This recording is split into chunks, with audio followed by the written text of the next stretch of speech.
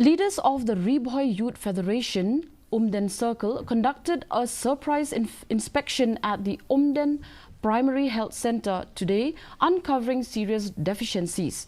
The inspection revealed a lack of essential supplies and inadequate patient services. RBYF Umden Circle President Founders Aim stated that the inspection was driven by numerous public complaints about the facilities condition.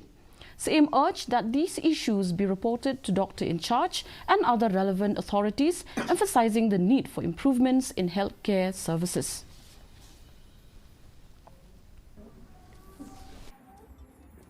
Ba Umden ka public toilet ka babiang hang na mata kita pajba jong kane ka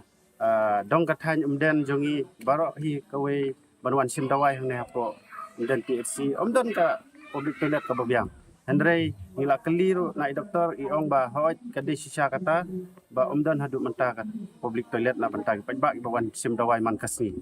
ngibu ro dari jingtho ngila airu yang si seki ban ngibut lang ya kane kam bat ka baar ka poin galong ba ngi kerpat nakapor sa kapor nilayo ka complain ba kini ki doktor bat kinos kim ai ka jing sumar ka biang na menta ki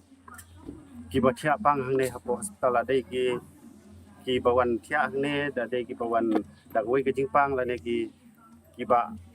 long kemi ki ba armet nilayo complain sibun na ba bat ngila wan hang ne kasi ngi kerpat ngi doktor ngila ai ro da jing tho kata ka wai